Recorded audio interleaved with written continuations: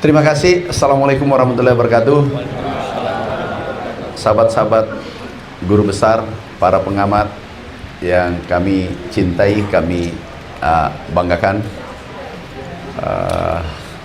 Hari ini alhamdulillah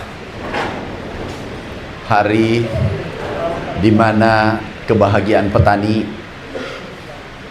itu tercapai. Kenapa? Karena produksinya meningkat, tentu pendapatannya meningkat. Kita mencapai stok bulog 5.198 ton.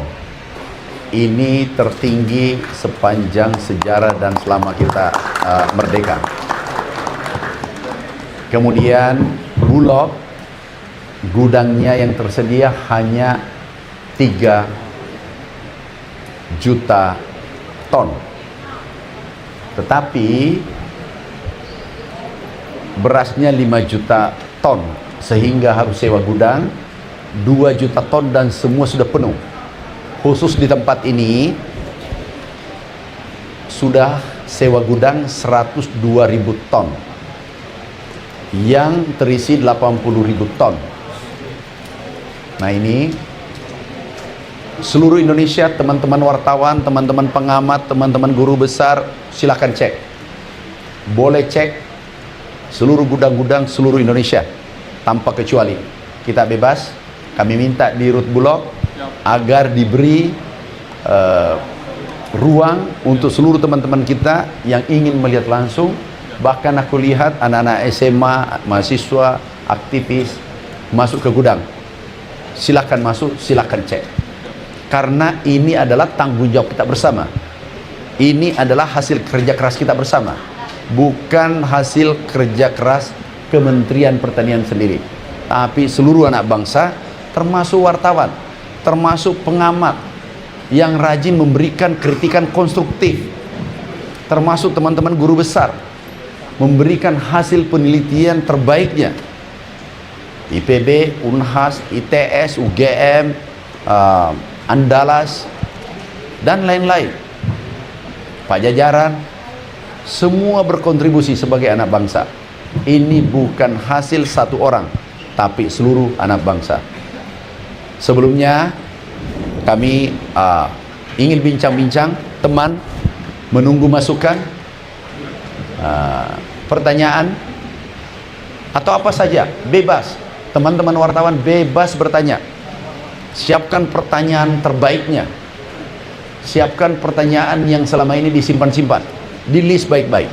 Kami layani hari ini 1 hari. Teman-teman pengamat, disiapkan pertanyaannya. Kita diskusi, kita sportif, kita transparan. Tidak boleh lagi mengatakan, oh ini 5 juta padahal 4 juta. Tahu nggak resikonya?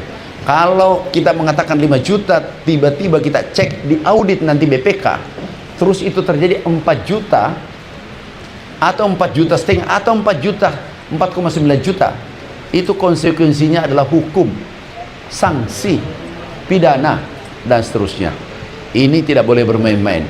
Kemudian data yang keluar bukan dari kami, dari BPS, dari FAO, dari Amerika, dan data beras dari Bulog dan diaudit oleh BPK. Clear? Makasih. Kalau ada pandangan, silakan, Prof. Ada mana?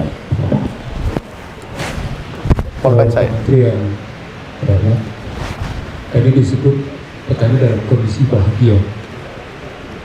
Tapi kalau dari data saya, daya beli petani cenderung terpukul.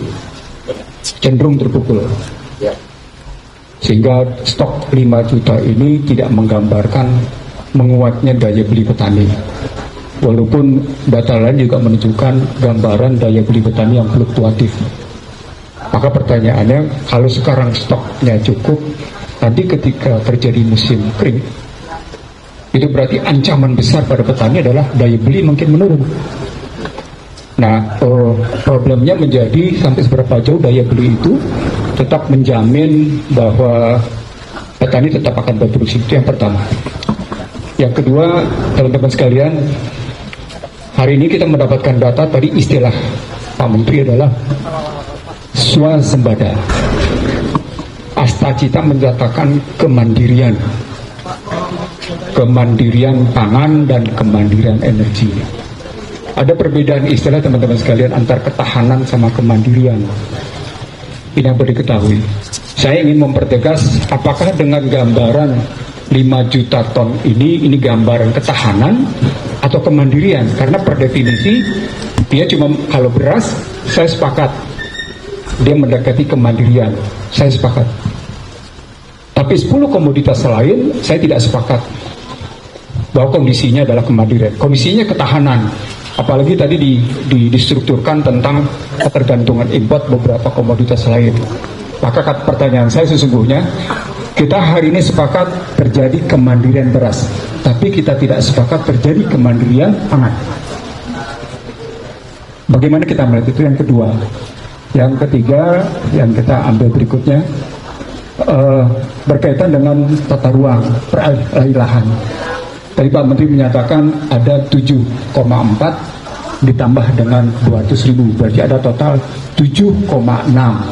Pertanyaan besarnya, kalau kita melihat data BPS, ada kecenderungan petani gurem terus meningkat. Petani gurem itu artinya alih fungsi lahan juga tidak bisa bertahan. Jadi kalau petani gurem meningkat, dia mengindikasikan bahwa alih fungsi lahan bergeser dari lahan pertanian, entah menjadi residensial, entah menjadi industri, entah menjadi komersial. Nah, saya ingin memastikan sesungguhnya, maaf saya ingin mengatakan kepada teman-teman, sulitnya mengkoordinasi tata ruang hingga hari ini, gitu ya, karena tidak ada data yang cukup akurat, aktual tentang tata ruang, Pak Menteri. Saya mencoba mengkonfirmasi ini ke Menteri Agraria, ATR, sampai seberapa jauh sesungguhnya tata ruang itu tidak bergeser, sehingga menjamin stok beras, stok pangan yang lainnya. Itu saja Pak Menteri, terima kasih. Terima kasih. Yang lain, silakan Pak Edi. Assalamualaikum warahmatullahi wabarakatuh. Pak Menteri, terima kasih update-nya. Tadi ada beberapa yang bertanya juga ke saya, Bang, kalau ngelihat beras segini banyak, kira-kira cukup nggak? Cukup buat mana? Saya bilang, kita mesti tanya dulu yang ada di sini ini sebetulnya disalurkannya kemana saja. Jadi sebetulnya yang kita lihat hari ini adalah untuk mencukupi daerah mana saja. Tapi pertanyaan saya gini Pak Menteri, Pak Menteri sempat mengatakan bahwa kita akan menjadi negara superpower pangan. Nah, waktu itu terjadi polemik juga di masyarakat. Superpower pangan ini maksudnya apakah mencukupi kesediaan beras di dunia, atau yang dimaksud dengan super pangan itu adalah termasuk hal-hal lain yang bukan makanan pokok kita, seperti jagung, sayur mayur atau buah gitu. Nah, ada juga pertanyaan-pertanyaan kritis tentang pernyataan Pak Menteri ingin menjadi negara superpower. Sampai kapankah istilah superpower pangan itu terpenuhi? Apakah pada saat kita tidak lagi mengimpor kedelai misalnya, atau kita tidak lagi mengimpor beras, atau kapan itu kira-kira indikator bahwa negara ini sudah menjadi negara yang superpower pangan? Terima kasih Pak Menteri.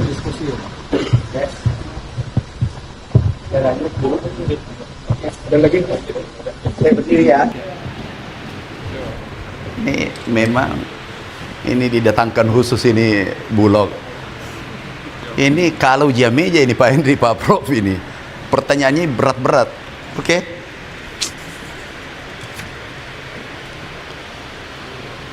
Ini daya beli petani terpukul. Kita pakai data ya. Mudah-mudahan datanya tersambung. Yang pertama daya beli menurun dan seterusnya. Ini mungkin kita bisa berbeda. Tapi data yang kami paparkan ini adalah bukan data kami, data BPS. Bisa ditunjukkan NTP kita. Prof, selama Republik ini berdiri, ini data yang terekam 34 tahun. Ini kalau mengukur tingkat kesejahteraan. Ini 92 sampai 2026, ini kata BPS, ini bisa dicek, tertinggi 125. Kami adalah tahun ke-8 menjadi menteri. Kami ingat dulu pangan 98. NTP-nya, nilai tukar petani. Berikutnya, ini clear dari BPS. Kalau data saya bisa subjektif, tapi ini data BPS. Next. Kita lihat. Nah, ini yang menarik, Prof. Ini ahlinya Pak Prof nih. Mana tahu ada masukan. Dulu saya masih ingat, Menteri Keuangan dulu Ibu Sri Mulyani. Aku pas di sini. 2016 17 di sini. 2016 beliau katakan, kami di sidang kabinet, Pak Menteri, kalau bisa 3,5%, aku traktir.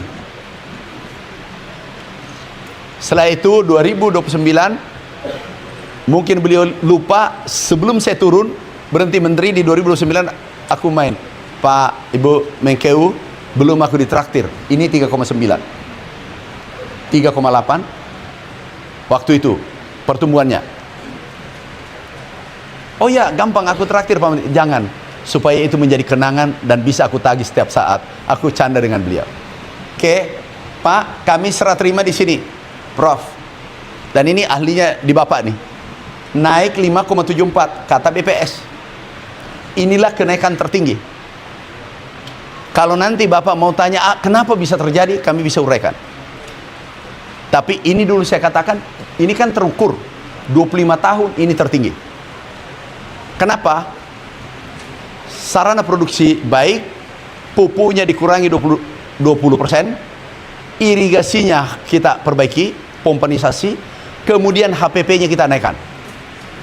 Petani bersorak dan menikmati ini. Seluruh Indonesia 115 juta keluarga petani dan keluarga rumah tangga petani 29 juta orang lebih sekarang menikmati ini. Berarti ini kesejahteraannya lebih baik, tentu daya belinya naik. Oke. Swasembada, kemandirian pangan, swasembada. Jadi food sovereignty dengan food security. Jadi ketahanan pangan beda dengan kedaulatan pangan atau kemandirian pangan. Itu beda. Yang dikatakan ketahanan pangan adalah pangan tersedia, asal usulnya mau impor mau dalam negeri enggak soal. Yang penting bisa memberi pangan pada rakyatnya. Nah, itu ketahanan pangan. Kedaulatan pangan, kemandirian adalah itu dipenuhi dari dalam negeri sendiri. Nah, itu kemandirian. Hari ini kita cerita pangan. Kita cerita beras dulu karena yang mendominasi kalau kita makan adalah untuk orang Indonesia adalah beras. Itu bisa 70, 80, bahkan ada yang 90%. Mengkonsumsi beras tambah sayur, ayam, dan seterusnya. Nah, kita ketahanan pangan selesai, swasembada beras selesai, kemudian kita masuk ke pangan. Supaya jangan polemik. Apa itu swasembada pangan? Oh, itu swasembada pangan, kedelai masih impor. Oh, itu tidak swasembada pangan. Ini yang pengetahuan tentang pertanian masih perlu disempurnakan. Oke. Yang di pemerintah yang di SK-kan itu Impres nomor 125 2022. Bisa keluarkan Impres itu. Ustaz Soca yang tadi sudah saya sampaikan. Bisa keluarkan. Kita menggunakan data ya. Ini 11 komoditas. Yang merah ini. Yang merah ini. Ini 183, bukan yang kita sudah keluarkan sampai akhir tahun 350.000. Aku harus fair. Apa adanya. Total ini, kalau ini ditambah ini kurang lebih 3,5 juta. Oke? Karena ini bukan 100, ini lebih besar lagi. Kita harus, karena ini baru data sekarang. Sekarang rekomendasinya keluar tapi belum semuanya masuk. Tapi di sini nanti 300-an ribu. Nah, total ini 2,5. Produksi kita 73. Kalau 3,5 dibagi, coba cek Anda, 3,5 dibagi 73 itu 4,9%. Coba cek. Kalau ini dibagi dengan kebutuhan saja, itu 5% lebih. Coba ada yang cek. Kalau 5%, definisi yang kita sepakati, ketahanan, swasembada pangan adalah itu maksimal impor 10%. Dan ini 5%. Orang yang, maaf, pemahamannya yang perlu disempurnakan, kalau melihat bawang putih, tidak swasembada pangan karena ada bawang putih impor. Tidak swasembada karena ada ini impor. Jadi swasembada pangan, ketahanan pangan, kemandirian pangan dalam waktu yang bersamaan hari ini selesai. Kita lebih, tolong di luar, diawas itu, jangan ribut. Kita lagi masuk lebih dalam. Indonesia swasembada pangan, swasembada protein. Daging yang kita impor itu digantikan oleh ayam dan telur. Kenapa? Kita sudah ekspor. Dan ini yang kita butuhkan adalah protein. Protein ada di ayam, ada di telur ayam, ada di ikan. Nah, ini kadang kurang dipahami. Tapi kami maklumi. Kenapa? Sarjana hukum yang mengotak-atik pertanian. Nanti Prof minta maaf, sarjana pertanian ingin mengamat hukum. Biar sempurna, biar balance. Nah, ini yang kita jelaskan.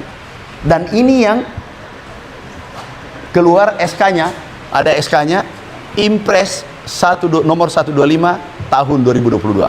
Oke. Silakan.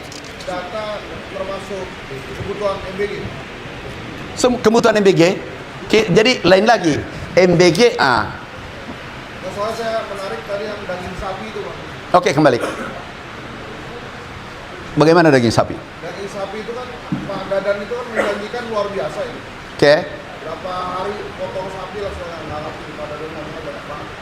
Nah itu kita masih minus 250 tadi. Oke. Nah itu kalau dengan ada MBG seperti ini bagaimana mencukupi kebutuhan daging sapi itu, sedangkan sekarang ini sudah minus. Sudah. Sudah. Makasih Pak. Makasih. Ini sparring saya. Ini aku senang, inilah sahabat yang baik. Dulu periode pertama dikritik, itulah sahabat yang sejati. Yang tidak bisa adalah fitnah. Tapi beliau cara berpikirnya konstruktif, menyerang. Tapi kita suka. Nah, kami MBG, ini daging ya. Ini daging, minus kan? Sekarang pertanyaanku, tubuh ini dia tidak tahu daging sapi, telur, ayam. Yang dia tahu adalah protein. Ini surplus. Maksudnya Pak, karena saya di sampingnya, adalah itu ilustrasi. Ilustrasi bahwa kalau semuanya potong sapi satu hari, gambaran itu kita butuh sekian puluh ribu ekor, benar nggak? Dan aku di sampingnya. Iya, jadi bukan kalau harus sapi semua satu hari, kan tidak mungkin satu hari semua sapi, tergantung keadaan setempat. Pertanyaan saya balik, kalau ini tidak ada, ini proteinnya ada ahli pangan, ini lebih tinggi, ini lebih baik, ini diganti ini, dan ini sudah ekspor. Baru-baru kita ekspor, ada ada 10 negara. Jadi inilah kadang sebenarnya gini Pak MBG, karena di samping kanan saya. Kalau aku harus sapi, tidak ada ayam, tidak ada telurnya, tidak ada ayam, tidak ada ikan. Ikan ini melimpah di mana-mana ada. Kalau tidak ada itu semua, aku potong sapi butuh sekian puluh ribu. Itu maksud. Dia tahu ya, kalau itu hanya Tahu. Karena saya di sampingnya, kita diskusi. Bagaimana Pak Mintan? saya juga belum tahu kalau ternyata ini.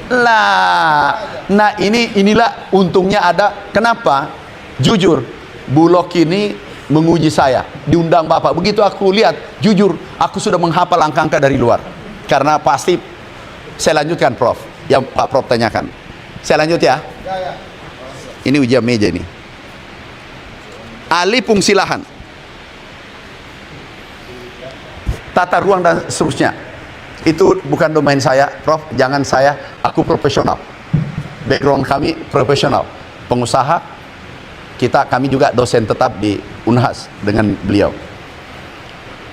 Sekarang alih fungsi lahan ini kita sudah memakai teknologi canggih, terakhir itu 7,4 juta hektar sawah kita. Oke. Kalau 7 juta saja dikali, kan kemarin pertanyaannya ada, aku lihat berdebat, sibuk berdebat. Yang bertanya tidak sempurna, yang menjawab juga keliru. Jadi aku mau clearkan di tempat ini. Dan aku ikut itu setiap ada diskusi. Yang pertama, tidak bisa membedakan antara lahan dan luas tanam. Parah kan? Jadi sepele, maaf, bukan dia saja. Pernah pada saat periode pertama kami menjabat, kami diskusi tentang ini. Saya lihat, Pak, berhenti. Kita rapat besar, Pak berhenti. Kelihatannya Bapak kurang paham. Aku stop, kenapa? Berbahaya. Karena ini live. Berhenti. Luas lahan Indonesia untuk sawah itu 7,4 juta. Anggaplah 7 juta.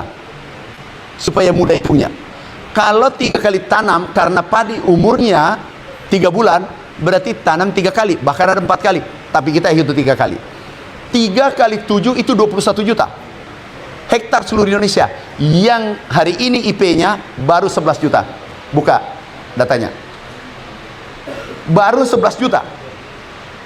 Nah, ini yang tidak dipahami. Tahun lalu kenapa naik produksi? Tanam 11 juta, bukan lahan. Sepakat?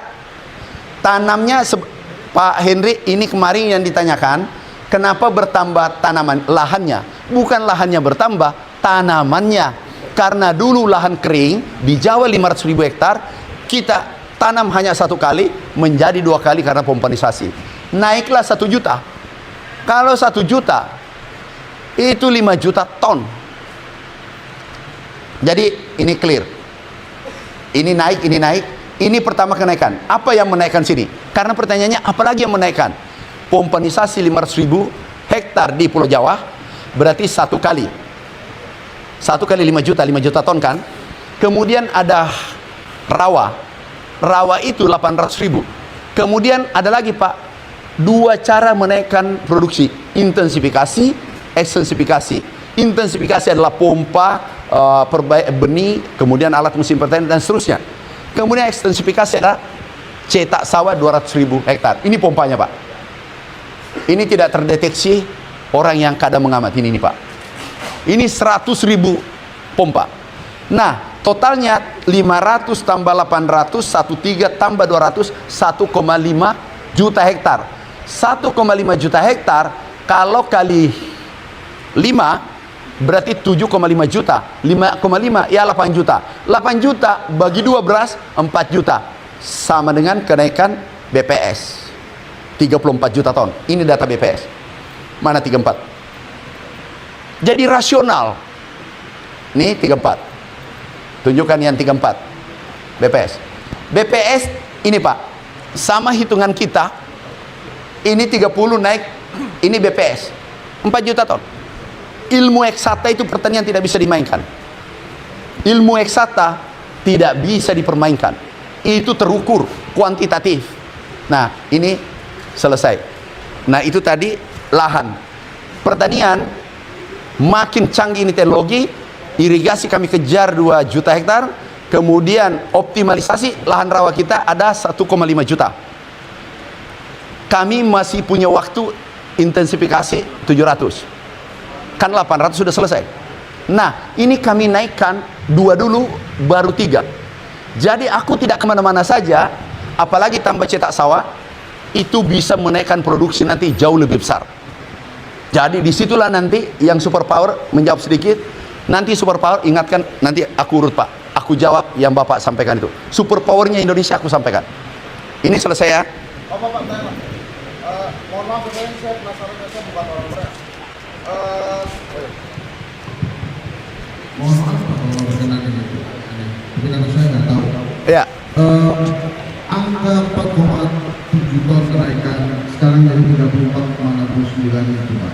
Ya. Itu ada audit beras sebelumnya. Maksud saya, takutnya juga Pak Menteri dilaporin aja.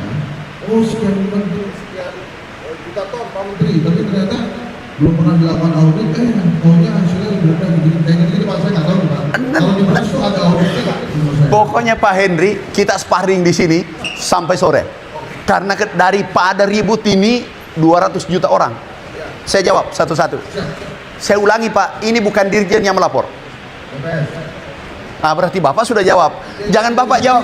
Ya. Oke, saya lanjut lagi. Yang kedua melapor adalah FAO. Perhatikan Pak ya. Ini 34,69. Indonesia yang melapor. Tunjukkan FAO. 35,6. Tunjukkan Amerika United States Department of Agriculture. Ini 34,6. Artinya Amerika mengatakan 34,6, Indonesia FAO 35, beda 0,4. Indonesia 34. Kira-kira kalau ada sarjana hukum belum pernah belajar beras mengatakan salah, menurut Bapak mana yang benar? Menurut Bapak nih, aku bertanya satu nih, menurut Bapak mana yang benar? Ini enggak. Ini aku bertanya teman. Enggak fair itu. Dituntut kita di akhirat nanti. Aku tanya, FAO adalah putra terbaik dunia ada di situ. Amerika sangat canggih, kami dari sana. Kemudian Indonesia terstruktur. Kenapa cuma data pertanian dikejar? Kalau data ini salah, berarti seluruh data ini yang ada sensus sapi, sensus salah kan? Nah, mana Bapak percaya 3 institusi yang besar dunia, kemudian sarjana hukum yang tidak pernah belajar pertanian, datanya mana Bapak percaya? Saya percaya 3 ini Pak. Makasih Pak. Ini Pak Prof. Ini Pak, setelah ini, ini dikirim ke sarjana hukum tadi Pak. Siapa? Enggak, ini harus kita. Oke, silakan Prof. Tadi saya sudah jawab, silakan. Saya tentu kalau perbandingan data lagi-lagi persoalan Indonesia dan rekapitulasi aktualitas. Pak.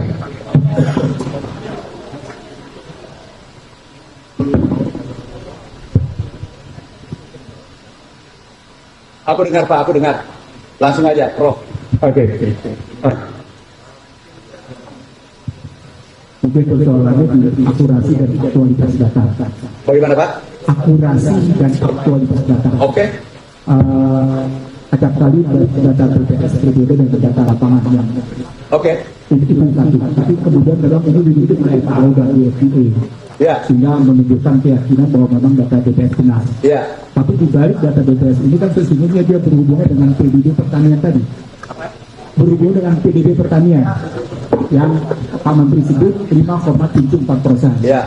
Nah dari sini pertanyaan besarnya menjadi, kalau memang dia meningkat produksi, PDB-nya naik, Ya. pertanyaan besarnya menjadi seberapa besar pertanian yang PDB-nya meningkat itu paling tinggi selama Republik ini begini, Ya. menyerap lapangan kerja.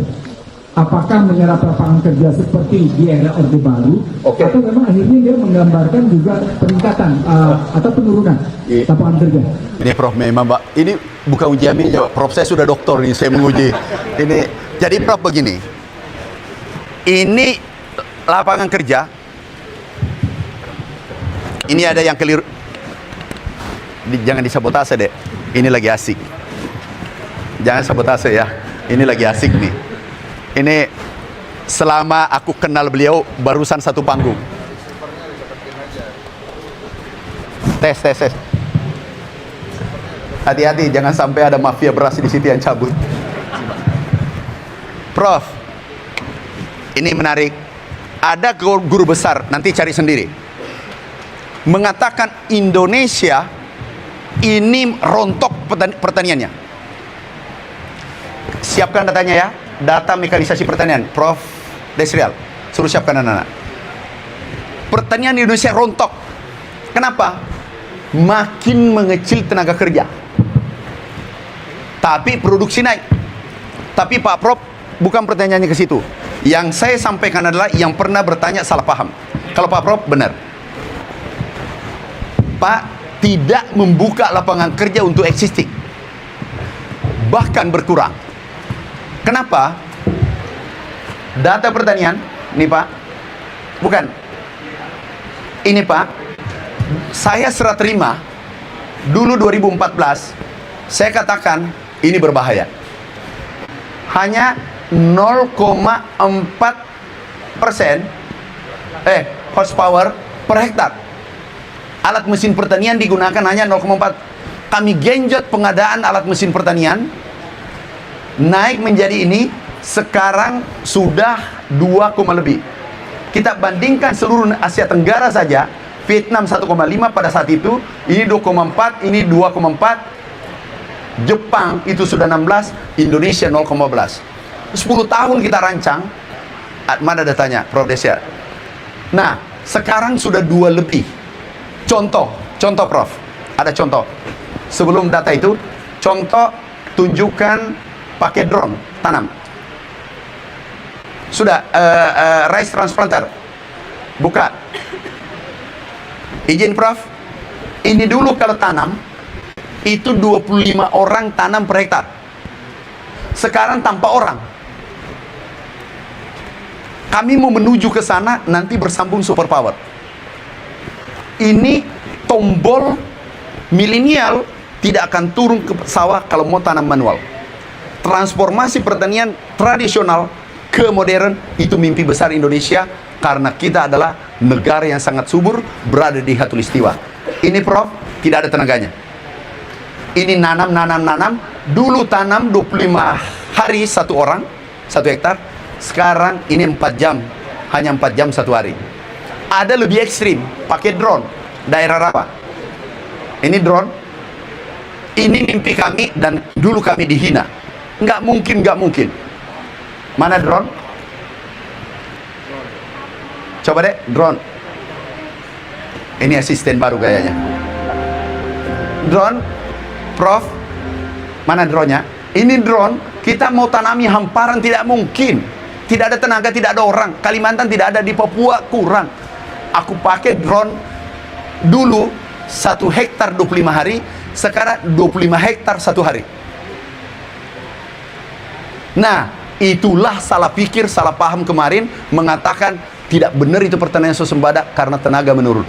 Justru kita arahkan tenaga menurun, kemudian transformasi sosial ke tempat lain, hilirisasi dan seterusnya. Jadi ini yang terjadi. Kemudian saya tambahkan, mumpung ada Pak Prof, tambahnya adalah kita buka Merauke. Ini kita buka Sumatera Selatan, jadi Lumbung. Ini Bapak Presiden tepuk, kamu ternyata berpikir jauh juga ke depan. Karena semua teknologi kami gunakan. Masuk ke Merauke. Ini Papua Selatan, Pak. Wanam. Ini Wanam kita tanami. Apa? Ada yang melapor ke Bapak Presiden. Itu omong kosong, itu mentan. Malam, tiba-tiba saya ditelepon. Pak Mentan, kita terbang ke Merauke. Padahal saya sudah izin kunjungan. Aku balik, aku terbang, Prof, ke Merauke. Ini mana kunjungan beliau? Ini jantung saya berdebar pada Bapak itu nggak bisa ambil data dari kita. Ini yang ditanya. Ini menyelamatkan saya. Kenapa? Dia bertanya berapa produksi dulu. Itu 3 ton rawa. Sekarang 7 ton. Dulu berapa 1 kali tanam? Sekarang 3 kali. Presiden katanya Pak Mentan tidak bisa tumbuh dari dulu. MIFE, dulu kan ada proyek itu Pak, tidak bisa tanam. Iya Pak, karena tidak ditanam. Tidak bisa tumbuh karena tidak ditanam. Jadi the power of action, harus bertindak. Memang maaf mungkin saya salah Prof, nanti yang paling banyak doanya orang Indonesia. Kita Indonesia banyak berdoa. Nih, ada data, ini data ya. Masih ada enggak data itu? Buka. Ada. Siapkan datanya deh. Coba bantu di situ ya. Nah, tapi negara lain, ini bukan data saya Prof, nomor 1 kita. Nih, tapi negara Jepang, Korea Selatan, dia nomor 1 bertindak dan persisten. Yang aku tahu, doa tanpa action 0. Dan biasanya kalau ada banyak ceritanya, itu kurang hasilnya. Nah, ini kita balik. Ini yang kita masih, Pak Prof ingat yang lahan 1 juta gambut?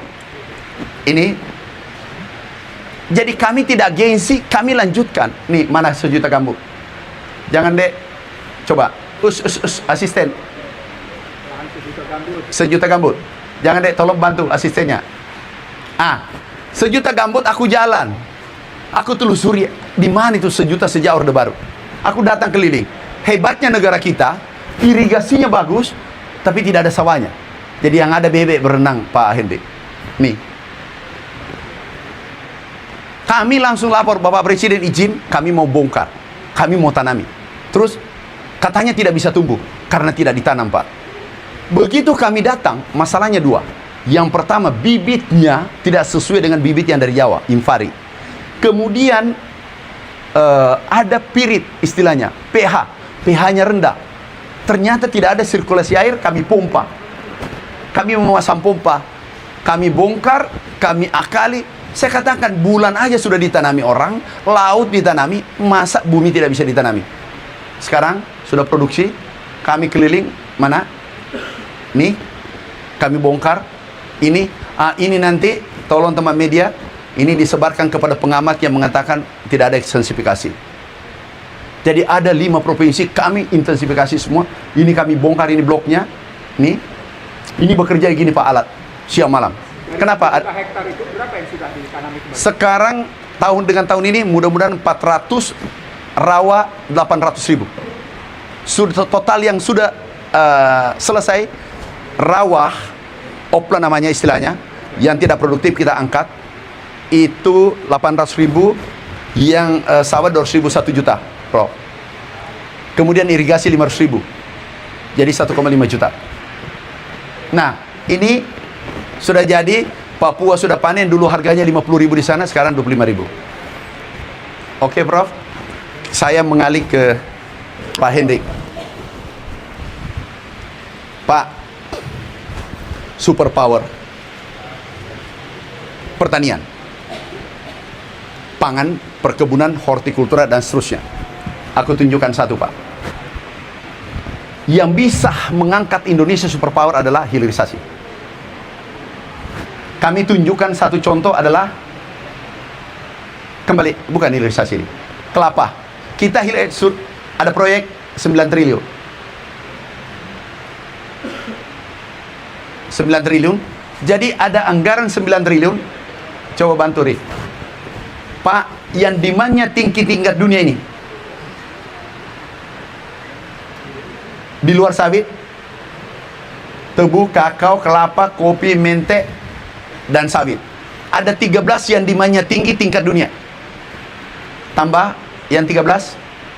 Ini kita anggarkan 9 triliun, kita kembalian tadi. Kita mau tanam 870.000 hektar. Ini, Pak.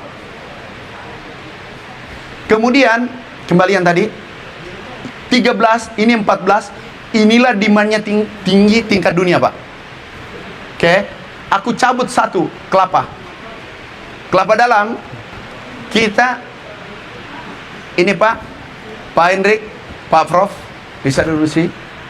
Ini dulu 1,3 harganya, 600.000 di Maluku. Sekarang naik 5.000 sampai 10.000 hari ini. Kenapa? Kita hilirisasi. Kalau kita visio, coconut meal, kita olah ini menjadi 100 kali lipat. Baru kelapa 100 kali lipat. Kita lihat ekspor kita. Ekspor kita nomor 1 dunia kelapa. Ekspor kita 24, Pak Henry, 24 triliun. Kalau kali 100, 2.400 triliun.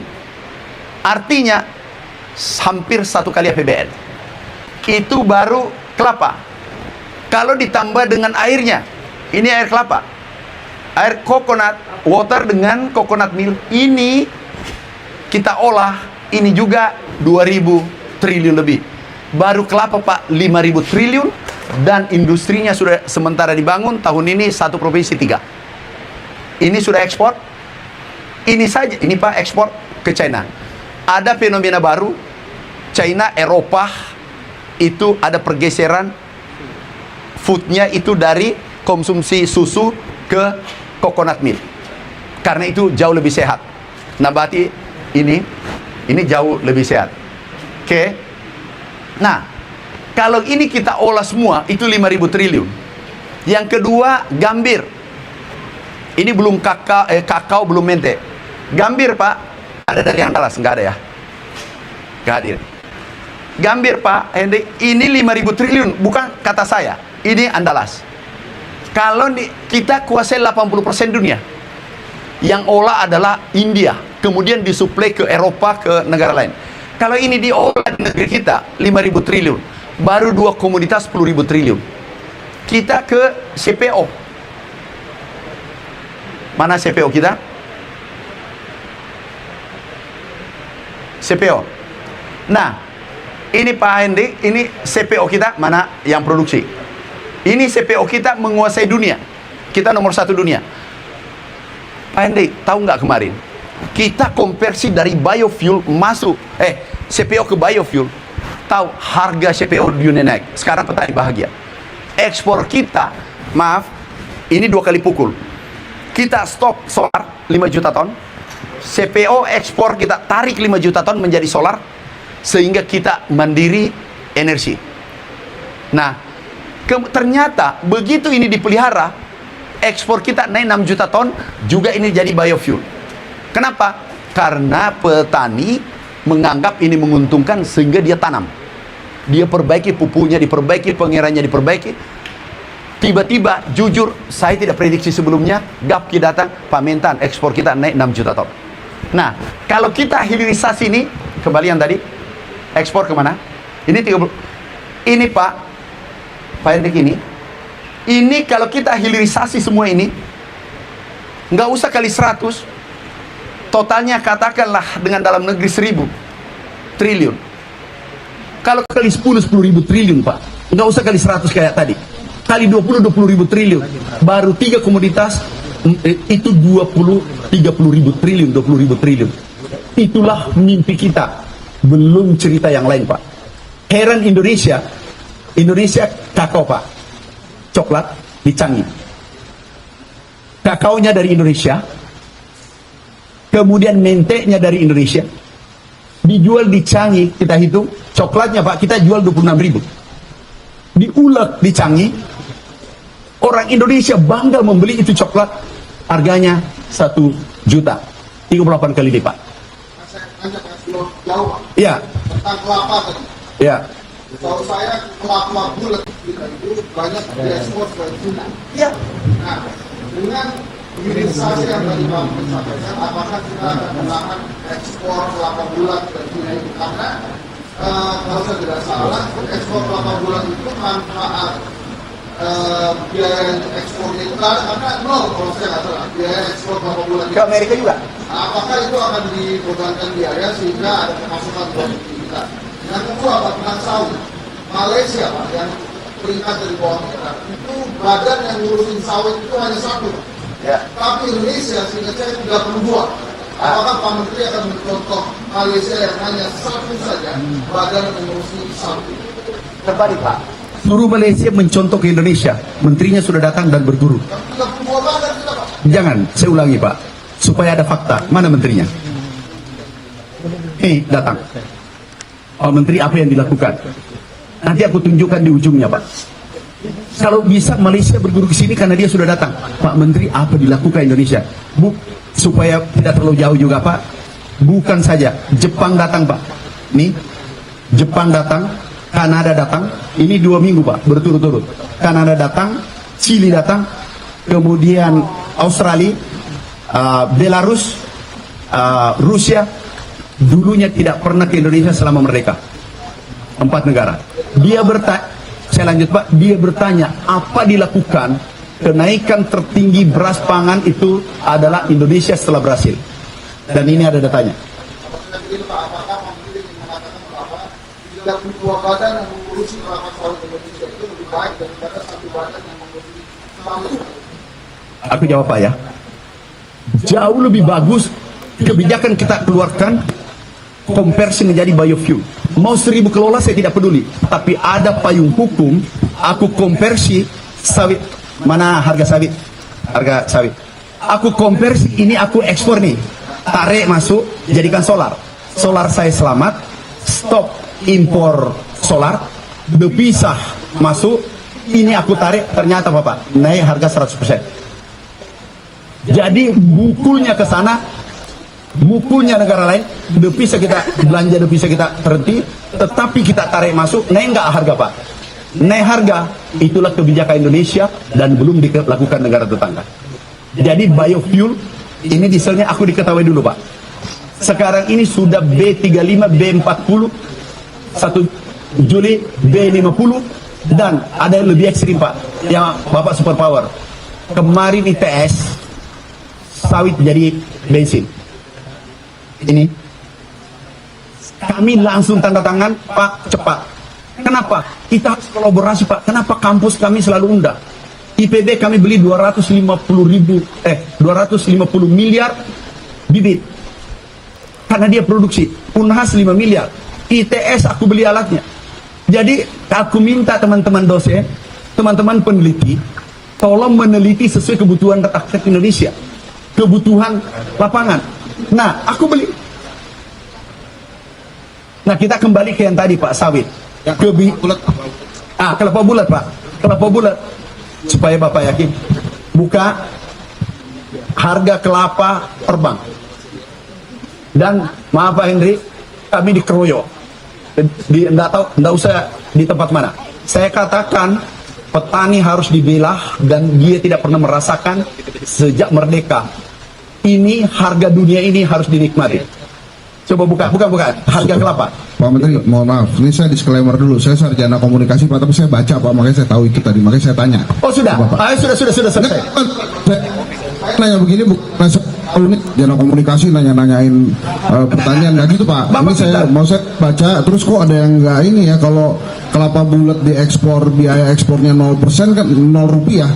Itu kan artinya kita nggak dapat pemasukan dari biaya ekspor kelapa bulat, padahal kita mau ekspor ke China dan Amerika kan Bapak tadi kan banyak banget kan, harusnya kalau kita ada biaya ekspornya tuh nol bisa kan? menambah pemasukan Pak. Nol kan? Iya. Kalau aku ekspor coconut meal, PPN-nya berapa? 10%. Ini aku ekspor, kembali lagi tadi. Tapi jangan lihat gubernurnya Pak. Ini cerdas beliau. Maluku Utara. Nih, ekspor deh, ekspor. Bukan ekspor. Nih, ini ekspor. Yang kita ekspor langsung naik 10%. Kalau itu kali 100, 2.400 triliun. Mudah-mudahan 5 tahun, 10 tahun ke depan ini jadi kenyataan. Baru 3 Pak sudah main 20.000 triliun. Itulah kami dibully kemarin, bisa $1 $1.000. Ini maksudku. Aku kunci Pak. Ini kunci. Coba kunci. Jadi untungan itu investasi kelapa itu Pak? Iya. Nggak bulat-bulat lagi? Enggak boleh. Itu baru 2 aku olah kelapa dengan air kelapa itu 10.000 triliun. Sampai kalau kali 20%, 20 kali lipat 20.000 triliun. Tapi bukan itu. Saya ingin tunjukkan di sini Pak. Kalau pertanian ini BPS ya, bukan saya. Kalau di sini bergerak 1.934 triliun dan dunia juga begitu. Di hilir jasa industri 57.000 triliun. Kita gerakan di sini 5 kali lipat. 5 kali 5, 250.000 triliun. Disinilah maksudku super power. Jangan kali 100 dulu Pak. Kalau pertanian itu sampai 1.900. 1934 triliun. Itu hulu Pak ya? Yuhulu. Berarti edit value-nya sehingga mencapai 57 triliun. Iya, di perjalanan. Berapa investasi yang diperlukan untuk itu Pak? Karena kelihatan dari sawit yang menikmati pun sebagian besar lebih ke korporasi daripada petani. Wah, menarik nih. Maka pertanyaannya, sebenarnya kelapa banyak sekali Pak, dari mulai gabuknya, kulitnya, batoknya. Wah, Bapak saya mengarah ke sana Pak. Itu yang bertanya tadi Pak. Jadi supaya kita berteman sedikit Pak. Pak Hendrik, tadi kelapanya batoknya. Dan saya tidak terangkan tadi, tapi beliau tambahkan. Silakan Pak. Ini Ternyata Bapak ahli kelapa. saya kebetulan cuma miris ngelihat Indonesia kalau fosfor, melihat Pak Nori itu Ya. kalau diproduk di Malaysia lebih bagus, produk negara lebih bagus, padahal produknya dari Indonesia, bahan bakunya. Ya. Bahkan diproduk oleh Korea dengan lebih bagus daripada made in Indonesia. Betul. Nah, itu artinya dan patuh bisa kita buat. Tapi pertanyaan berubah dari dia butuh investasi. Betul. Supaya tidak terjadi pada kasus sawit, Ya. di mana menikmati lebih banyak korporasi. Ya. Gimana caranya supaya investasi itu negara juga begini Pak, Indonesia kan itu ke swasta, maka yang menikmati swasta. Nah ini ubah, bukan hanya orang, rakyatnya juga bisa menikmati. Jangan disabotase ya kalau saya. Oke, Prof. Pertanyaannya super power seperti Pak Heli. Itulah mimpi besar kita. Kami sudah bekerja karena pangan sudah beres. Kami bergerak ke yang Pak Prof sampaikan. Ini coba tunjukkan yang kami sudah rancang. Prof, kami sudah rancang. Ini perintah Bapak Presiden. Ini investasinya sekian. Karena ada dana antara nilainya 16.000 triliun. Ini masuk ke sini, tetapi itu belum perlu. Ini masih kuat, equity-nya masih kuat, kemudian modalnya masih kuat. Ini kita kerjakan 20% dari total, kemudian selebihnya swasta. Tapi kita menjadi pengendali nanti. Next 300 triliun tenaga kerja. Kembali yang tadi, kembali tenaga kerja. Ini yang Pak Prof maksudkan 5,8 juta ujungnya nanti. Kalau 5,8 juta kali 4, kemiskinan selesai Republik ini. Dan pertanyaannya Bapak support. Ternyata saya bangga hari ini ketemu orang-orang support. Ini yang kita target. Kalau ini target Pak, bukan 125 tadi NTP lagi. Kita 200 menuju 300. Ini yang mengantar, ini investasi, kemudian hasilnya. Dan ini kembalian tadi. Ini Pak, per perusahaan BUMN pangan, kebetulan kami diminta Bapak Presiden handle langsung. Seperti micromanagement, aku cek berapa hektar hari ini, yuk kerjakan. Ini Pak PT-nya semua, ini BUMN semua. Seperti Bapak sampaikan. Ada satu lebih ekstrim, tidak apa-apa ya? Boleh ya? Tapi jangan dipolemikan ya. Bukan saya ekstrim. Ayam yang dikuasai, yang kuasai ayam cuma 2. Bapak sudah tahu, aku ingin tambahkan bahwa kami rubah itu neolib masuk ke ekonomi Pancasila. Karena Bapak anti neolib. Pak Hendro janganlah Bapak ketawa. Nah, tapi jangan. Ini yang menguasai hanya 2 perusahaan, aku tidak sebut. Nilainya ini 554 triliun, setelah ada MBG 653 triliun. Artinya hampir 400 triliun, 380 triliun, itu 2 orang. Kapan rakyat ini berdaulat? Kapan ekonomi rakyat ini bergerak? Sehingga kami membangun, buka ayam, kita sudah buka groundbreaking 6, membangun pakan dengan DOC. Yang bangun pakan DOC adalah negara, seperti Bapak katakan. Kemudian yang bergerak di hilir, itu rakyat kecil. Ini anggarannya, ini daerahnya, ini anggarannya Pak, 20 triliun dari negara, 50 triliun KUR. Dan ini rakyat kita bergerak. Tapi ini terkoneksi dengan pemerintah. Kemudian next yang tadi. Nah, ini pulau-pulau Pak harus mandiri biofuel, energi, mandiri pangan, mandiri energi, mandiri protein, sehingga inflasi tidak lagi didiskusikan. Karena yang membuat inflasi angkutan beras dari Jawa ke Kalimantan. Kalimantan sudah selesai. Kemudian dari Sulawesi ke Papua. Papua sudah selesai. Mimpi besarnya Indonesia Pak, pangan beres, protein sudah beres, B50 sudah beres, menuju etanol, dan seluruh komoditas strategis demandnya dunia tinggi, itu kita hilirisasi. Dan Bapak sudah hafal, tinggal kita gandengan tangan. Biarkan yang muda-muda ini menggantikan kita nanti, dia merasakan Republik Indonesia menjadi superpower. Terima kasih saudaraku. Ada satu. Dari seluruh penjelasan Bapak tadi, rasanya sudah menjawab hal mendasar. Cuma satu yang belum terjawab. Ada hal yang tidak logis setiap bulan puasa. Di produksi petani melimpah, tapi begitu sampai ke ujung pasar harganya berkali lipat. Yang menikmati added value, nilai tambah, itu bukan petani, tapi mereka yang menjadi jejaring supply chains, mata rantai pasokan. Apa yang terjadi? Yang terjadi cuma satu kalimatnya, biaya logistik yang tinggi. Jadi selama Joko Widodo membangun infrastruktur logistik, ini saya terbuka, datanya data Bank Dunia. Datanya bukan data saya, tapi data Bank Dunia. Selama Joko Widodo membangun infrastruktur, biaya logistik hanya turun 0,5%. Dari 24 menjadi 23,5%. Means, mata rantai pasokan tetap dipegang oleh yang namanya pembuluh rente. Istilah saya pembuluh rente. Dampaknya menjadi harga ujung tetap tinggi. Saya balik ke harga pasar. Tadi Henry sudah ngambil contoh beras, Pak. Bagaimana tadi 13.000, 17.000 dikacaukan. Itu menunjukkan bahwa sesungguhnya mata rantai pasokan masih belum bisa dikendalikan oleh pemerintah. Satu, indikator buat saya. Mata rantai pasokan tidak bisa dikendalikan pemerintah, itu juga diindikasikan pada biaya logistik yang tetap tinggi. Yang 23,5% dari 24. Yang Sri Mulyani bilang waktu dia jadi menteri, ini biaya infrastruktur sudah besar-besaran, tapi tetap kita kalah bersaing dengan negara tetangga. Maka pertanyaan, ini bukan tugas Bapak. Ini bukan tugas Bapak, tapi menjadi bagian Bapak berkoordinasi dengan menteri-menteri lain, bagaimana tetap, kan ujungnya soal price stability.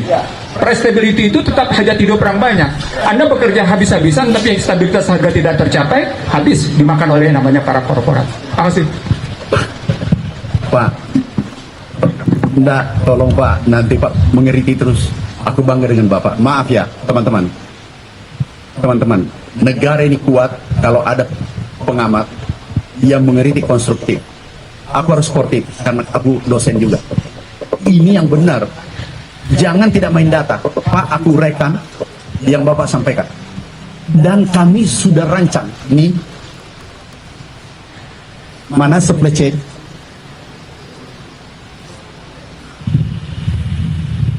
Oh, enggak, penjahatnya dulu. Pak, bukan saya bilang, Bapak yang bertanya ya. Aku cuma menjawab. Aku hanya membela. Jadi nanti tolong publik, Pak Profesor yang mengatakan, aku hanya membela saja, karena Bapak serang nih, aku membela. Bukan ini. Pak, ini Pak dulu. Caranya membunuh ini Republik, Neloid tadi. Dan aku tidak setuju. Saya tidak tahu Bapak setuju tidak. IMF salah. Dan saya katakan itu porak-porandakan pertanian. Dan aku bisa bertanggungjawabkan. Sekarang Pak, nanti aku tunjukkan. Ini kemarin, ini beras digiling. Ini yang diproduksi. Tapi kapasitas pabrik 116 juta ton. Berarti idle kan Pak? Nggak cukup kan? Lah datang konglomerat bangun dengan kapasitas besar 50 juta ton. Ini mati kan? Kalau ini beli 6.000, ini beli 6.500. Ini beli 7.000, ini beli 7.500. Dan ini 20 orang. Kemudian ini mati. Ini nanti tinggal 21%. Ini 80%. Atau ini 10%, ini 90%. Totalnya Pak, manusianya 161.000 kali 10, 1,6 juta kali 4, itu 6 juta orang bisa jadi teroris. Bisa dia nakal, bisa dia gembel, dan dia keamanan tidak terjamin. Benar ya Pak? Karena ini yang membunuh. Inilah yang Bapak katakan tadi. Ini orangnya. Tersangkanya Pak, ini sudah ditangkap sebagian. Nih, mana tersangkanya? Ini tersangkanya, Pak. Orang bertanya, mana tersangka? Ini tersangkanya, cek di sana. Kami kirim Pak 212 orang, ini 27 orang, ini tersangkanya. Internal juga ada. Direktur Pak, aku pecat, masuk penjara sekarang. Karena kami tidak mau tahu ini adalah apa ya? Hukum jadi panglima. Oke, Prof. Saya lanjut. Maaf, ini fotonya siapa yang munculkan? Gak apa-apa lah. Baru dia mengatakan aku diintervensi menteri, makanya bukan intervensi, aku yang kirim, aku yang pecat, aku kirim ke penegak hukum. Saya bilang tangkap. Ini nggak benar, sekarang di penjara. Pak, kembali lagi. Dulu Pak, kedelai. Bapak kan singgung kedelai tadi. Mana kedelai? Kedelai dulu swasembada Pak, 93. Setelah IMF bebas, tidak ada lartas, tidak ada apa-apa, larangan terbatas, bebas masuk Pak. Ibaratkan Mike Tyson diperhadapkan dengan Elias Pikal, tidak ada wasitnya Pak. Matilah dia, bonyok dia. Ini hancur sekarang sampai sekarang. Baru kita rancang naik. Susu Pak, susu. Tapi saya belum menteri waktu itu Pak. Kalau menteri pasti saya tempur di sini. Dulu susu kita sudah baik, impornya 48%. Karena IMF, alhamdulillah sekarang 79. Baru bergerak dikit, kemarin 80, baru bergerak 1%. Akhirnya apa Pak? Mandi susu. Ini Prof mandi susu. Mana? Kenapa lambat deh? Ini mandi susu. Kenapa mandi susu? Susunya tidak dibeli. Kenapa? Tidak ada regulasi mengatur wajib industri beli susunya petani. Itulah neolit kapitalis. Nah, sekarang aku panggil dua-dua. Nih orangnya Pak. Apa-apa kita tunjukkan fotonya. Tapi Bapak yang minta ya. Sebenarnya ini rahasia saya. Pak, ini pendapatannya 5 juta. Ini yang tadi mandi susu. Ini, Pak Prof, boleh aku bertanya satu nggak? Kira-kira pendapatannya berapa ini? Kalau lihat wajahnya. 10 juta? 11 triliun. Ini 11 triliun, ini 5 juta. Aku damaikan, tahu nggak? Ini badannya begini. Ini bisa merusak ini kalau ini rugi terus. Bisa gembel ini, bisa berbahaya ini. Sudah 2 Pak, contoh. Supply chain tadi, solusinya adalah, nih Pak, mana supply chain? Rantai pasok yang Bapak katakan 1, 2, 3 aku hitung. Karena kami dari bawah. Ini kita perkecil menjadi 3. Ini kehilangan kita 313 triliun. Di sini Pak, ini untung 10%. Ini untung 20, 30, macam-macam. Hasilnya ini Pak. Di middleman. 313 triliun. Inilah dibangun koperasi merah putih. Dari petani, koperasi, langsung di desa. Ke konsumen. Artinya apa? Kalau ini untung koperasi 50 triliun, ini 263 triliun. Ini dibagi ke petani pendapatan, dan ini menjadi daya beli. NTP naik, ini juga daya beli naik. Kenapa? Rantai pasoknya koperasi merah putih ada di tengah desa. Dan ada satu, ini bukan bidang saya. Kan kebetulan saya pengusaha Pak, background saya. MBG off-taker dari 160 juta petani Indonesia. Off-takernya. Jadi dia membeli, tidak lagi ada kita dengar baru-baru ini tomat dibuang. Barang dibuang. Kenapa? Ada yang menunggu MBG. Jadi MBG tidak berdiri sendiri. Dia menjadi off-taker petani, dia menjadi mensuplai konsumen di sekitar itu. Dan Pak, kalau kita sepakat 30 kali bergerak di desa, 300 triliun kali 10 kali 10.000 triliun. Ini bergerak di desa, dia tidak lari ke kota. Nah, itu pandangan saya karena bukan bidang saya, tetapi kebetulan Prof, aku pengusaha, ini kerjaan saya, pikul beras dulu, aku dulu jual batu gunung, kemudian timbangan itu, bulokit langganan saya dulu, sakle banget, itu dulu 3 sakle banget, aku pikul, kadar air diukur. Kita kan tidak tahu kadar air, langsung turun harganya, rugi bangkrut. Alhamdulillah saya pernah bangkrut dengan bulog, bukan bapak dulu. Oke, terakhir ya. Oh, itu pertanyaan saya, pertanyaan gosip juga Pak. Ya, bagus, gosip juga enggak apa-apa. Tadi loh yang middleman tadi, coba ada lagi nggak? Kan Bapak pernah jadi pengusaha Pak ya, ini Ya. Koperasi Merah Putih nih Pak. Ya. Itu kan keuntungan middleman-nya 313,08 triliun. Oke. Ada pedagang, distributor, supervisor, dikumpulin sekarang jadi Koperasi Merah Putih. Ya. Itu gimana nanganinnya middleman itu Pak? Kan mereka pasti protes tuh kehilangan 313 triliun. Pada saat Oke. yang sama, Koperasi Merah Putih belum punya modal bisnis. Nah, ini makanya ini pertanyaan gosip karena kan Bapak kan Menteri Pertanian. Makanya. Pokoknya apa aja Bapak tanya, Iya. termasuk sejarah hidupku, aku jawab. Jangan Pak. Nah ini gimana sih Pak kira-kira? Kalau Bapak diposisikan Bapak pernah jadi pengusaha. Oke. Kalau Bapak jadi middleman, nurut nggak kira-kira sama negara? Saya jawab. Ya, tapi Bapak sebagai pengusaha nih, jangan jadi Menteri Jangan sebut, Pertanian. oke. Sekarang bukan middleman saja. Ada mafia, saya tambah dulu satu di dalamnya. Mafianya buka. Mumpung Pak Henry ini kencang, saya tambah bonus satu ini Pak. Bapak tidak tanya tapi saya kasih. Ini mafianya. Sebelum saya masuk ke middleman. Karena dia ada di dalam. Pak, yang kemarin itu oplos. Bukan oplos, nyolok. Ini aku periksa di lab. Ini beras semua yang middleman tadi Pak. Ini kalau premium itu 14% pecahan. Pak, oke. Yang kita tangkap itu 34. Artinya harga 8.000 dijual 17.000. Kalau 12.000 saja, aku hitung kecil 5.000. Kalau 2 juta 10 triliun Pak. Sehingga saya total semua yang dijual itu 100 triliun. Ada orang dari mana 100 triliun? Saya ulang Pak ya. Ini saya hitung optimis. Padahal di sini 8.000, maksimal 10.000. Kalau 2 juta kita jual, bukan untung, nipu rakyat. Paham maksudku Pak? Itu 10 triliun. Clear Pak ya? Ini yang ditangkap dan ini sudah dipenjara. Clear ya? Itulah masuk di middleman.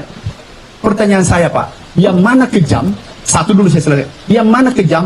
Yang memberantas 100 orang atau 1.000 orang, atau mafia lewat, koruptor lewat, silakan lewat, monggo. Saya sih itu mantap Pak. Saya selesaikan dulu ini satu, Ya. baru satu. Oh, Ini lewat, aku lewat, aku door satu-satu bersama Satgas Pangan. Kira-kira yang kejam ini, Bapak berdiri di samping, tolong silakan. Yang penting kita jangan sendiri. Ini menyusahkan 286 juta orang. Setuju Pak? Setuju Pak. Yang mana kejam? Yang kejam yang menyusahkan 286 juta. Sudah. Tapi menurut saya begini Pak, kan mereka pasti nggak diam aja Pak, ditembak-tembakin begitu. Pak, sejak Nabi Adam, Ya. Kabil Habil, Hah. itu saling membunuh.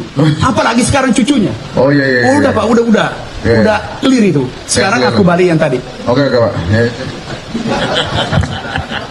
Jadi setan itu Pak pernah ini Ustaz kalau ada tolong betulkan. Saya suka baca aja, saya suka baca. Waktu Nabi Sulaiman, mungkin salah ya. Waktu Nabi Sulaiman, karena banyaknya setan, karena beliau bisa komunikasi burung macam-macam. Berdoa, ya Allah, tangkap itu setan. Aman, ditangkap. Tahu, di masjid orang semua. Nggak ada ke pasar.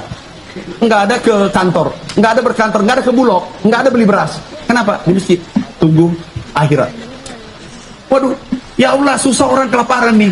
Tidak ada tanam padi, semua ke masjid. Tolong lepaskan kembali setan. Itulah Pak Henry tidak bisa diselesaikan sampai kiamat.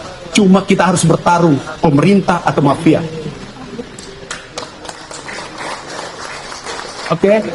Bapak Menteri saya izin Pak. Ya, silakan Pak. Ini sebenarnya ujian doktor ini apa? Disertasi apa?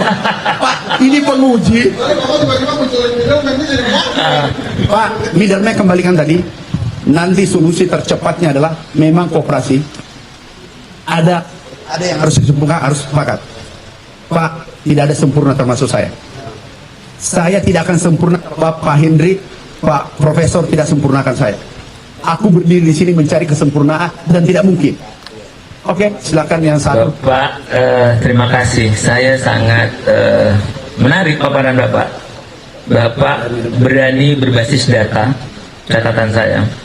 Jadi Bapak tidak hanya retoris, tapi merubah kebijakan berdasarkan data. Kalau saya sebagai dosen melihat Bapak punya integritas teknokratisnya dapat. Terus systemic thinking Bapak juga jelas. Bapak menyelesaikan masalah pupuk, pemberantasan mafia beras tadi, beras oplosan, ketidaksesuaian standar mutu beras, permainan harga dan kelangkaan, efek jera terhadap pelaku yang curang Bapak lakukan, termasuk korupsi di internal, termasuk juga bantuan proyek ataupun pertanian atau penyalahgunaan pupuk. Clear. Ini kan persoalan hukum. Tadi Bapak walaupun bilang nggak ada hukum, nggak mungkin Pak Menteri tanpa hukum. Saya sebagai sarjana hukum tadi, ini momen saya nih untuk bilang Pak Menteri tidak bisa, sekalipun pengusaha teknokrat tidak hukum, karena hukum itu menjadi penyeimbang kan Pak. Betul nggak? Tidak ada ego sektoral siapapun, apalagi pidana, menyeimbangkan kepentingan negara, masyarakat, dan pelaku. Maka dia menjadi proporsional dan proporsional. Pak Menteri, tadi sampai ada beberapa tahun Pak Menteri menyampaikan dari paparan yang tadi. Saya boleh nih kalau tadi ada gosip lah kalau bahasanya tadi. Akhirnya saya berpikir Pak Menteri, keberanian Pak Menteri tidak kompromi dengan kepentingan sekelompok orang tadi, dan berani transparansi seperti ini. Pak Menteri juga sudah bisa mempetakan anggaran APBN tadi. Sebenarnya Pak Menteri mau kemana ya? Pak, ya. Kemana tujuan Pak Menteri? Boleh Prof saya keluar? Ya enggak, Pak Prof iya, urusi dulu. saya melihat kayak seperti ada sosok apa ini gitu loh. Paparannya luar biasa, bisa membelanjakan ini, bisa menuntaskan. Kalau soalnya tadi Pak Menteri bilang kan, jangan ada dusta di antara kita Pak Menteri. Iya, gitu loh. Iya. Kalau memang layak, ya ayo bangsa ini juga harus saling tolong menolong dalam kebaikan. Saya minta kejujuran hati Pak Menteri sebelum nanti dipertanyakan di akhir nanti Pak Menteri. Ini agak panas ini. AC-nya mengarah ke sini. Pak. Oke, yang hukum tadi bukan maksudku itu. Maksud saya, ada sarjana hukum. Bukan maksud saya, Pak. Dia mengotak-atik data teknis. Bukan bidangnya. Dan salah pula. Ini rakyat Indonesia nonton, Pak. Itu aja. Tapi Bapak adalah profesional profesor hukum yang hebat. Pertanyaannya Bapak, saya Pak ya, tidak ada dusta ya. Kalau nuraniku, aku ikuti takdirku. Kemudian yang kedua, kalau saya pilihan pribadi, aku pingin filantropi bermanfaat untuk rakyat, tapi saya bisa kemana-mana. Karena apalah arti semua ini? Nggak ada. Menteri itu cuma 5 tahun. Apa itu 3 tahun? Kalau tidak reshuffle, kan ada kedengaran reshuffle lagi. Pak, kalau saya, di mana titik kami berada? Karena kami pengusaha, kami mengajar. Kami dosen tetap, kami mengajar. Bagaimana hidupku ini sebelum nyawaku dicabut bermanfaat untuk merah putih, untuk rakyat Indonesia. Pak Menteri, satu lagi boleh? Ya, silakan Pak. Terima kasih Pak Menteri. Ada pertanyaan menggelitik dari saya ya, karena saya pernah di dalam ya. Tadi terkonfirmasi oleh Pak Menteri bahwa ada orang lapor ke Pak Presiden begitu kan, bahwa lahan tidak bisa ditanam, tidak bisa tapi bisa. Ada juga ketika itu info gitu ya, gosip gitu ya, saya terima gitu, bahwa memang stok beras itu nggak ada. Ya. Ini real nyata. Betul. Bahwa ini katanya Pak Mentan ini omon-omon. Ya. Nggak benar, ini real Pak, karena saya di dalam gitu gitu ya. Saya jelasin aja, saya buka aja gitu. Nah artinya ini kan hari ini kami diundang gitu ya, sebagai saya sudah keluar nih, sudah jadi akademisi. Pak Mentan membuktikan saya ingin secara nyata gitu bahwa saya hadir di gudang ini, bahwa ada dan clear dan nyata. Dan apa yang disampaikan Pak Mentan adalah berdasarkan dengan fakta tadi, dengan bukti-bukti yang ada. Nah sebenarnya yang saya ingin katakan bahwa saya tidak tahu, karena ini adalah persoalan politik. Tetapi saya pun tahu gitu bahwa kalau menteri yang kerjanya bagus, ini sulitnya di Indonesia, banyak yang mendegradasi gitu. Banyak ada di situ DFK-nya, disinformasi, fitnah dan kebencian. Padahal mestinya apa yang menjadi catatan, katakanlah prestasi dari menteri itu ya harus dipublikasi gitu, bahkan harus didukung oleh publik. Tapi nyatanya gitu di dalam sendiri bahwa tadi ada gosip-gosip, ada fitnah kebencian yang memang terjadi. Satu. Yang kedua, Pak Menteri, saya tergelitik juga karena saya petani gitu. Saya sampai hari ini saya tidak makan beli karena panen sendiri gitu ya. Tetapi memang kalau kita lihat data pemerintah nih, 20 tahun terakhir ada 150 sampai 250 keluarga itu makin kaya, kekayaannya makin berlipat. Bagaimana Pak? Bagaimana? Ada 150 sampai 250 keluarga dalam 20 tahun terakhir itu makin kaya dan berlipat-lipat kekayaannya. Dan yang kelas menengah, mohon maaf, makin turun. Dan yang miskin makin miskin. Maksud saya, ini kan tugas negara, tugas pemerintah termasuk Pamentan, memastikan bahwa petani itu ya happy gitu, senang. Dan bahkan saya sering jalan-jalan Pak Menteri, karena di Subang ada Bulog juga gitu ya. Saya juga jalan-jalan, saya bilang waktu harga gabah itu 8.500, karena waktu itu posisi saya jubir, itu happy. Dan memang ada amanah, tolong Pak Ujang sampaikan bahwa ini harus dijaga. Cuma memang problemnya yang saya lihat gitu ya adalah kualitas dari gabah-gabah petani, misalkan masih ada yang basah, sehingga di situ tumbuh gitu kan, lain sebagainya. Ini kan menjadi harus dijaga. Yang itu yang kedua Pak Menteri, jadi saya amanah gitu. Yang sebenarnya gini, soal pupuk. Saya 4 tahun jadi tim penilai di Kementerian Pertanian, keterbukaan informasi publik. Saya waktu itu berinteraksi juga dengan Irjen Kementerian, sekarang jadi Ketua KPK, Pak Budi. Bagaimana ada perubahan mekanisme distribusi pupuk sehingga pupuk itu bisa langsung diakses oleh publik. Tetapi Pak Menteri masih ada yang mengeluh gitu di bawah gitu. Pak, katanya, saya kok susah tetap saja, misalkan dikuasai oleh orang-orang desa gitu loh, oleh orang-orang keluarganya kepala desa, bahwa ya tetap saja katanya yang punya akses ya itu aja, kita harus susah juga nih nyarinya gitu. Ini juga menjadi perhatian Pak Menteri, karena apa yang menjadi revolusi distribusi pupuk juga sudah terjadi, dan saya tahu persis. Saya juga menghadiri MOY Pak Menteri dengan kepolisian begitu, untuk memastikan agar tidak ada persoalan hukum di bawah.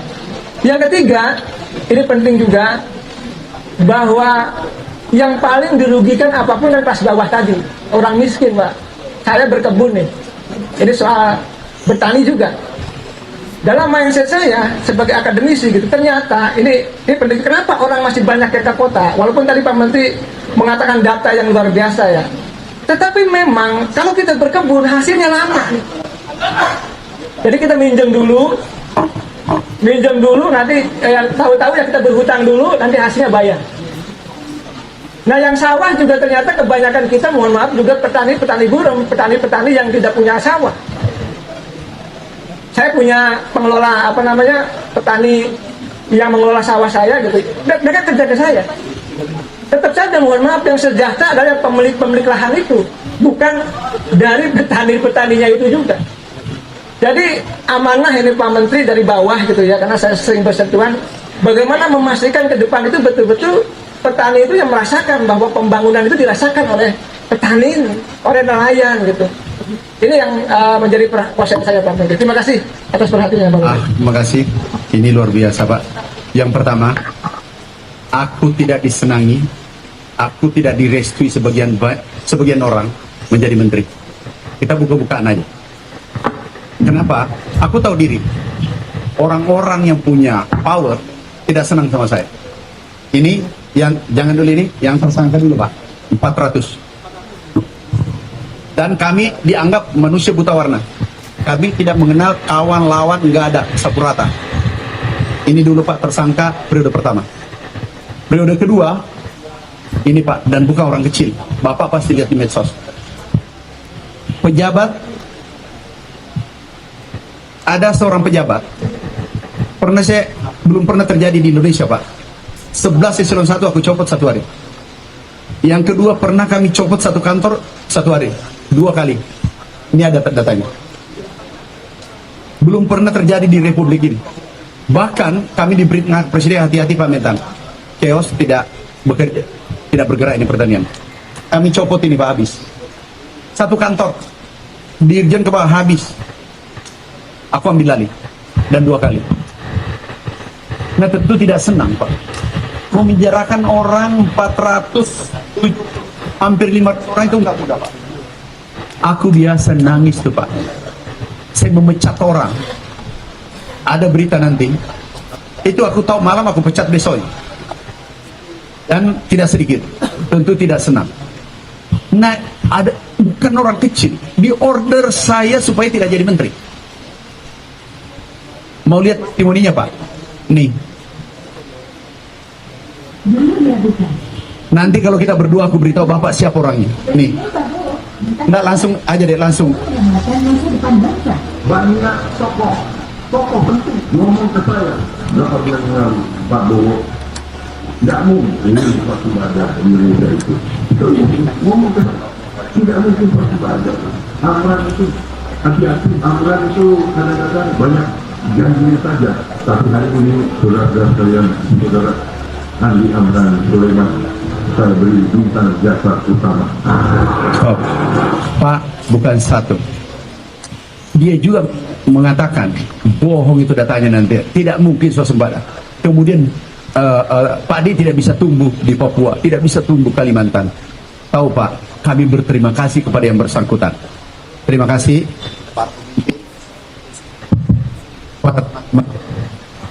Sabotase deh. Tes. Terima kasih kepada saudara-saudaraku yang memfitnah. Anda adalah putra terbaik bangsa karena menekan saya dengan fitnahnya. Kemudian yang mengkritik konstruktif, aku terima kasih juga.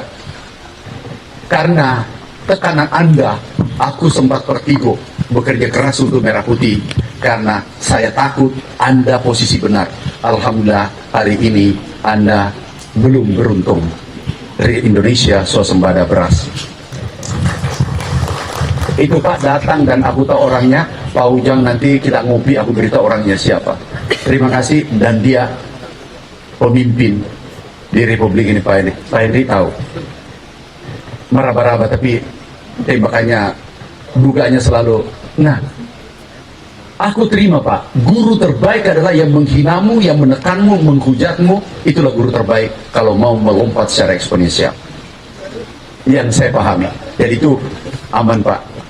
Aku jalan selama, maaf kami Muslim, sesuai Al-Quran, Sunnah Rasul, undang-undang, kami tidak bergeser mundur selangkah pun demi Merah Putih, demi rakyat Indonesia. Udah.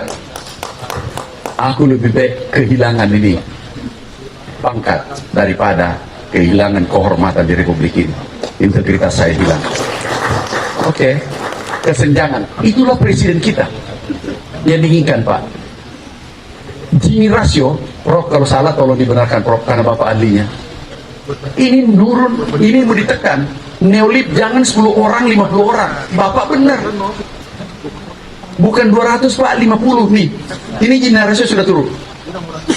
Sekarang yang 50 nih Pak, apa tidak sedih? Tapi tidak boleh salahkan mereka. Mana datanya yang 50 orang? Yang kaya raya, ultra kaya dan seterusnya. Bukan salah mereka Pak, kita harus ayo kerja keras. Nih, ultra kaya, super kaya, nggak tahu kita di mana berada. Itu 50 orang Pak. Ada 10 orang setara kekayaannya dengan 133 juta penduduk Indonesia. Inilah mau diselesaikan Bapak Presiden supaya Republik Indonesia kita miliki bersama. Sehingga tidak ada kesenjangan. Tahu Pak, kalau kesenjangan terjadi, tidak akan pernah kita damai. Ini harus ditekan supaya rakyat berdaulat, rakyat menikmati ini kemerdekaan, rakyat menikmati ini kesuburan kekayaan Republik Indonesia. Ini mimpi kita Pak, dan ini sudah bergerak. Kita harus tekan turun. Dulu pernah 2 Pak ya, zaman Pak Harto Pak 2 Pak ya dulu. Kalau kita bisa kembali kedua dengan penduduk sekian 286 juta, luar biasa negara kita. Itulah mimpi Bapak Presiden. Kita hilirisasi, tapi rakyat yang menguasai. Bukan lagi seperti Bapak katakan tadi 10 orang, 20 orang. Ini rakyat ikut bekerja di dalamnya. Kemudian distribusi kita akan perbaiki. Kelas bawah kita harus bantu Pak. Kita harus terlibat. Tidak bisa dibiarkan sendiri saudara kita. Kita harus ikut dan detail. Bukan di atas kertas terima laporan dia. Kami langsung cross check ke lapangan Pak. Kayak gini. Tadi Pak, Bapak tidak lihat saya. Aku ini kan aku pernah juga salah Pak. Ini aku cek dari sana keliling. Karena biasanya kalau ada tamu di depan saja. Karena ada Pak Ujang, ada Pak Profesor Mudata, jadi di depan saya penuh. Aku cek masuk. Sengaja ke kepala desa aku tanya. Enggak mungkin Bulog saya mau tanya bintang 3. Tapi maaf Pak, ada ilmu saya yang tidak ada di buku. Yang saya tanya tadi kepala desa. Siapa penduduk di sini? Siapa Babinsa? Ini gudang disewa atau Bulog yang bangun? Oh anu Pak, disewa. Benar. Sejak kapan sewa? 7 tahun yang lalu kan? Itu pertanyaan menekan. Enggak Pak, 2025. Jadi saya terima kasih Kepala Bulog, kamu berada pada jalan yang benar. Pak, dari luar itu aku sudah intip semua. Ini gudang siapa, ini PT, aku sudah tahu semua.